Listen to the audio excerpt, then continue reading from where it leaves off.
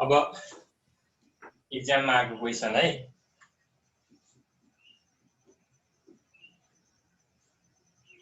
if 3% of the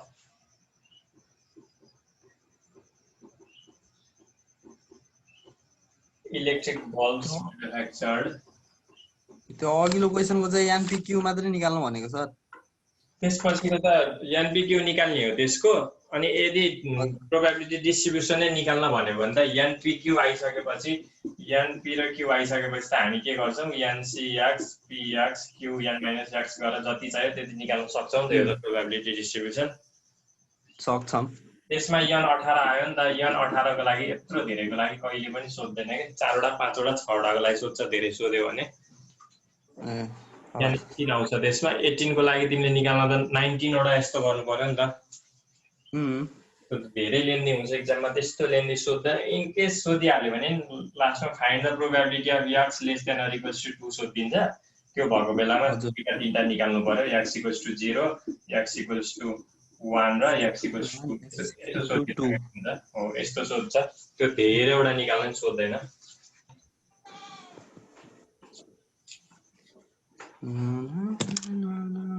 If 3% of the electric bulbs manufactured by a company are defective,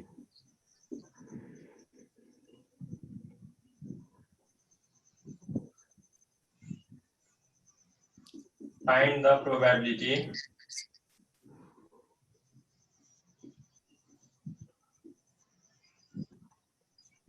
that in a sample of 100 bulbs,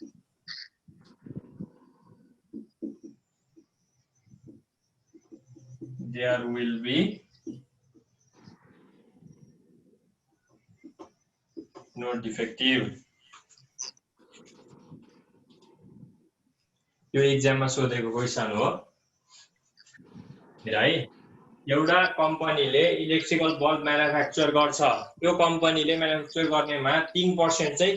defective हुँदो रहेछ। अब हामीले 100 वटा bulb sample लिन्छौं, त्यो 100 वटा बल्बमा एउटा पनि डिफेक्टिभ नहुने प्रोबेबिलिटी के हो, कति हुन्छ भनेर सोधेको छ हैन। हाम्रो लागि अहिले सक्सेस भनेको एउटा पनि डिफेक्टिभ नभेट्नु भनेको सक्सेस हो। प्रोबेबिलिटी अफ गेटिङ डिफेक्टिभ 3% भनेको 0.03, probability of getting non defective 0.97 भयो। स्याम्पल यो के छ 100 वटा। अब यसको त केसहरु के हुने हो, एउटा पनि डिफेक्टिभ नभएको हुने भयो। त्यसपछि प्रोबेबिलिटी अफ गेटिङ एउटा डिफेक्टिभ गर्दा गर्दै प्रोबेबिलिटी अफ गेटिङ 100 डिफेक्टिभ, यसको डिस्ट्रिब्युसन टेबल बनाउन त 3 घण्टै लाग्छ। क्वेसनमा त तर के सोधेको छ, find the probability that in a sample of 100 bulbs there will be no defective. Probability of getting no defective भनेको probability of getting p x equals to 0 भनेको probability of getting no defective. p x equals to 0 निकाले पुग्छ यसलाई। अब कहिलेकाहीँ के हुन्छ, हामी 100 देखेर 100 वटा बल्ब छ, हामीले त थोरैको लागि गरेको थियौं क्लासमा भनेर आत्तिने तर्सिने के हो कसो हो, यो अर्कै डिस्ट्रिब्युसन हो कि भन्नेतिर नि झुक्किन्छ होला हामी। तर यसमा के भनेको छ सिधै, probability of getting no defective n c x p x q n minus x यति मात्र गर्ने। n भनेको डिफेक्टिभ भएकोलाई त क्यूले हैन उस गर्ने भने जे सोध्यो त्यसलाई पी मान्ने हैन, जे सोधेको छ त्यसलाई पी मान्ने। हाम्रो सक्सेसको केस त अहिले डिफेक्टिभ नभेटाउनु हो नि त। p x equals to 0 यो x यो p भनेको हामीले डिफेक्टिभलाई गरेको छौं, q भनेको त्यो ल्याङ्ग्वेजमा लेख्नु पर्छ है, यो मैले केही पनि लेख्दिन क्लासमा फेरि। अनि p equals to probability of getting defective, q equals to probability of getting non defective। p डिफेक्टिभलाई हामीले एज्युम गरिराखेको छौं, भनिसकेपछि यो x र्यान्डम भेरिएबलले कुनलाई लिन्छ डिफेक्टिभलाई probability of defective equals to 0 defective equals to 0 भनेको एउटा पनि डिफेक्टिभ छैन त्यसमा त्यही भएर 100C0 इन्टु p भनेको 0.03 को पावर 0 q भनेको 0.97 को पावर 100 माइनस 0 100C0 भनेको 1 हुन्छ यो एनिथिङ पावर 0 1 भयो यतापट्टि लास्टमा एन्सर भनेको 0.97 को पावर 100 यो जति आउँछ त्यो चाहिँ हाम्रो प्रोबेबिलिटी नि भयो नन डिफेक्टिभ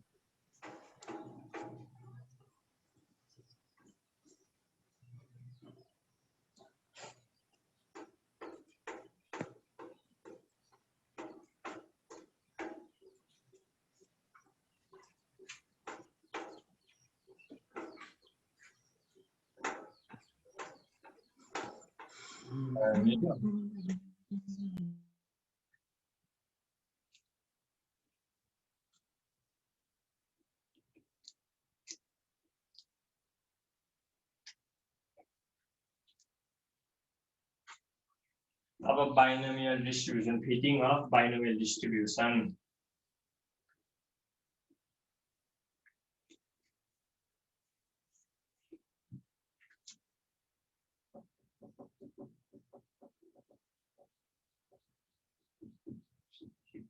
fitting of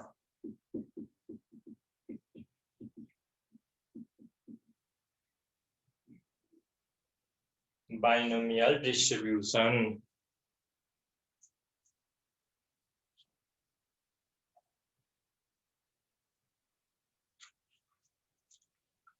यो चाहिँ अघि नै हामीले npx गरेको थियौ नि धेरैवटा n ट्रायलमा n सेट्समा भनेको थियौ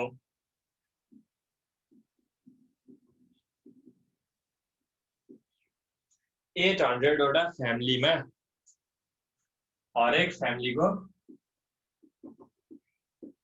3 चिल्ड्रेन 800 वटा फ्यामिली छ जसमा हरेक फ्यामिलीमा 3 वटा चिल्ड्रेनहरु छन् अब यसको नम्बर अफ सन्स र त्यसको फ्रिक्वेन्सी डिस्ट्रिब्युसन टेबल दिएको छ फ्रिक्वेन्सी डिस्ट्रिब्युसन टेबल दिएको छ हामीले बाइनोमियल डिस्ट्रिब्युसनको टेबल बनाउनु पर्ने छ नम्बर अफ सन्स के हुन सक्यो 0 हुन सक्यो तीनटामा एउटा हुन सक्यो दुईटा हुन सक्यो र तीनवटामा तीनवटै सन पनि हुन सक्यो 0 सन भएको फ्यामिली 160 वटा रहेछ एउटा सन भएको फ्यामिली 380 दुईटाको 200 र तीनवटाको 60 टोटल भनेको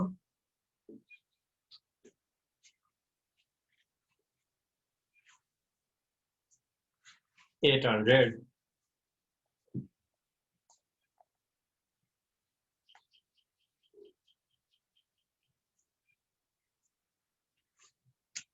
क्वेशनमा दिएको यो अनि त्यसपछि के भन्यो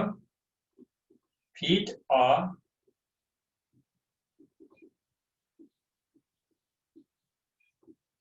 binomial distribution if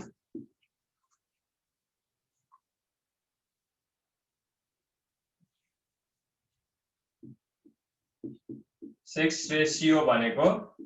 1:1 यो भनेको प्रोबेबिलिटी अफ सन 1/2 डटर 1/2 अहिलेको लागि सक्सेस सन भयो फेलुअर डटर भयो यो केसमा p 1/2 र q 1/2 भएको बेलामा हामीले n चाहिँ 800 छ हाम्रो सानो n के हुन्छ यसमा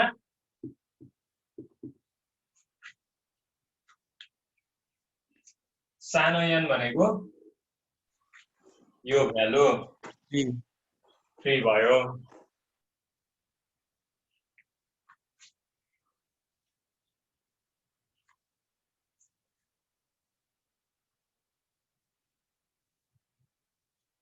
अब यसलाई फिट गरौँ है यो क्वेसन चार त्यसपछि सोलुसनतिर जाउँ।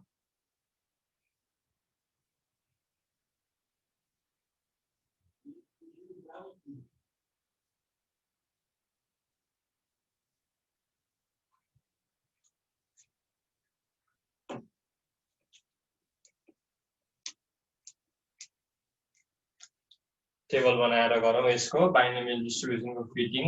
x छ र्यान्डम भेरिएबल त्यसको फ्रिक्वेन्सी छ। अब हामीलाई चाहिएको हाम्रो f(x) भनेको हामीले के गर्थ्यौ n into px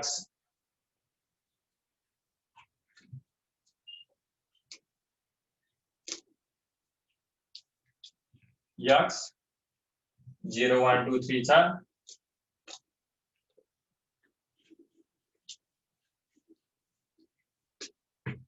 0 1 2 3 frequency 160 380 260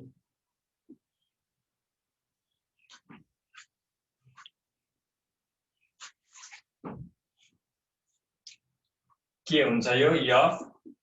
f0 x0 छ यसमा n भनेको ठुलो n भनेको 800 सानो n भनेको 3 p भनेको 1/2 q भनेको इन्टु px त हाम्रो के हुन्थ्यो n c x p को पावर x र q को power n minus x calculate गर्ने यो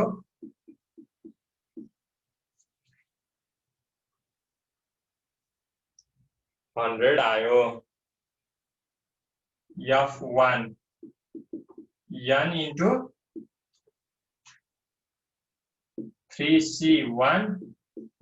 1/2 को पावर 1 र 1/2 को पावर यता 2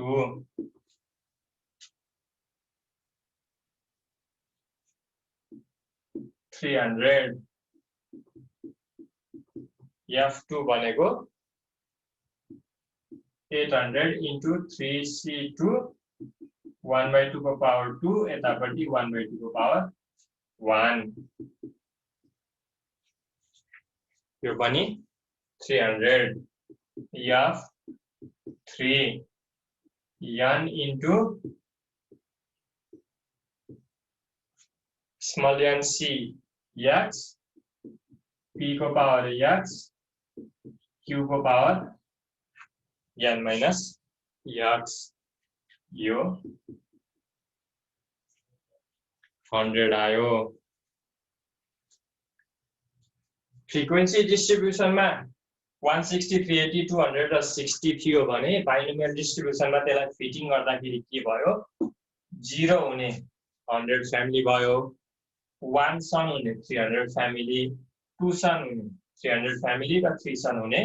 100 फ्यामिली यो यसको सम पनि यता जति आएको छ त्यति नै आउनुपर्छ 100 300 400 भयो 300 700 यो 100 फेरि 800 बाइनोमियल डिस्ट्रिब्युसनको फिटिङ यति हो।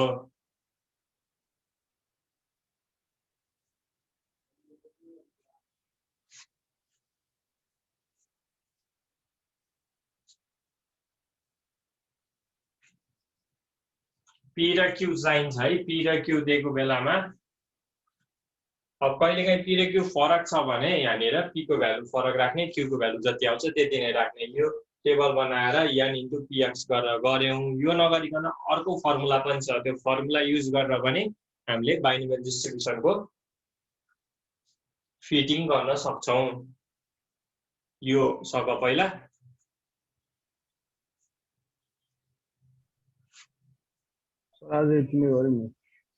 हजुर यो यसको यो फर्मुला अर्को फर्मुला मेथड नै गरौँ अनि एक्सरसाइज छ अब भोलि बिदा हुन्छ कि के हुन्छ भोलि मस्त प्र्याक्टिस गरेर एक्सरसाइज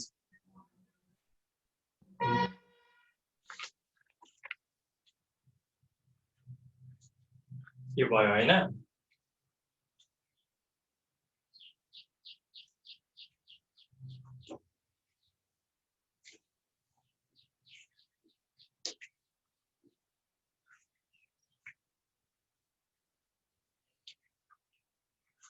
fx भनेको n into px त छ अब f x plus 1 निकाल्नको लागि हामी के गर्छौं फर्मुला युज गर्छौं n minus x divided by x plus 1 into p by q अनि into fx यो फर्मुला भयो है सुरुमा f0 चाहिँ हामीले निकाल्छौं यो n into px गरेरै f0 निकालिसकेपछि f1 भनेको n 3 छ अब x 0 भयो किनकि 0 plus 1 हो नि त यो 0 plus 1 हो नि त x plus 1 भनेको छ त्यसपछि x 0 plus 1 into p भनेको 1/2 q भनेको पनि 1/2 fx हामीले कति निकाल्यौ 100 यो भनेको 300 नै आयो अघि जति आथ्यो त्यति नै आयो f1 आयो f2 निकाल्नु पर्यो अब f2 भनेको 1 plus 1 हुन्छ 3 minus x भनेको 1 1 plus 1 into 1/2 1/2 into अहिले f of 1 हुने भयो यहाँ f of 1 भनेको 300 यो 300 नै आयो Similarly, last को f of 3 भनेको 2 plus 1 हुन्छ 3 minus 2 2 plus 1 into 1/2 by 1/2 into यो भन्दा अगाडिको f of 2 कति आएको छ 300 के हुने भयो 100 आउँछ यसरी एउटा चाहिँ n into px गरेर त्यसपछि अरुलाई चाहिँ हाम्रो यो formula f of x plus 1 f of x एकचोटी निकालिसकेपछि x plus 1 हरु निकाल्ने फर्मुला चाहिँ यो फर्मुला युज गरेर निकाल्दा पनि भयो नत्र अघि नै हामीले टेबलमा गरेको थियौं सिम्पल n into px कै फर्मुला लाएर त्यही फर्मुला लाएर गर्दाखेरि पनि आन्सर एउटै आउँछ जुन तरिकाले गर्दा पनि हुन्छ यो बाइनोमियल डिस्ट्रिब्युसनको फिट गर्नु पर्यो भने फिट अफ बाइनोमियल डिस्ट्रिब्युसन भन्यो भने कि त अघि नैको हामीले जुन गर्यौं सिधै टेबलमा सबैमा यो n into px गरेर गर्यौं कि त एउटामा n into px निकालेर यो फर्मुला निकालेर बाँकी निकाल्ने अनि टेबल बनाएर लेखिदिने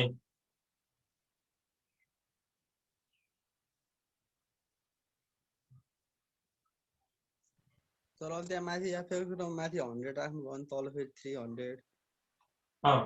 के भयो यो हेर है यो f1 भनेको f0 plus 1 हो नि त अगाडिपटि के छ लास्टमा f of x छ नि त फर्मुला f of 0 भयो f1 को लागि f0 हो नि त हजुर f0 भनेको 100 छ त्यस्तै f of 1 plus 1 यो f2 को लागि हो अगाडि के छ लास्टमा f of 1 हुन्छ f1 त अब f0 अघि 100 थियो यहाँ f0 हाले अब f1 त 300 आयो नि त त्यही भएर हामीले यहाँनिर के हाल्छौं f1 को ठाउँमा 300 हाल्छौं त्यसपछि f of 2 plus 1 समथिङ हुन्छ f of 2 हुन्छ अब f2 पनि 300 आएको छ त्यही भएर यहाँ पनि के गर्छौं हामी 300 नै हाल्छौं त्यो भन्दा अगाडिको फंक्सन त्यो भन्दा अगाडिको भ्यालु कति आएको छ त्यो सब्स्टिट्युट गर्ने हो नि त f of x गर्ने हो नि त त्यही भएर यसको लागि f1 को लागि f of x भनेको f0 हुन्छ f0 100 छ f2 को लागि fx भनेको f1 हुन्छ f1 भनेको हामीले 300 निकालेको छौं र f3 को लागि f2 भनेको 300 छ त्यही भएर यहाँ पनि 300 लेखेको फर्मुलामा आफैले यसो बिस्तारै बसेर सब्स्टिट्युट गरेर हेर्दा चाहिँ मज्जाले बुझिन्छ क्या सर यो फर्मुला नजान्दा नि हुन्छ हैन फर्मुला नजान्दा नि हुन्छ त्यो टेबलबाट गर्दा पनि हुन्छ त्यही भने टेबलमा एउटै फर्मुलाले हुने भयो n into px ले नै हुने भयो हजुर यसरी गर्न पनि सकिन्छ भनेर यो चाहिँ फर्मुला मेथड यो कतै त काम लाग्दैन नि पछि जे फर्मुलाबाट निकाल्न मन लाग्छ भने काम लाग्छ यो चाहिँ अर्को तरिका हो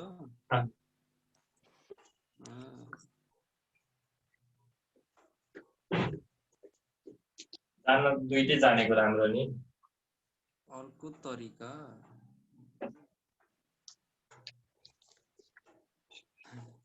तिमी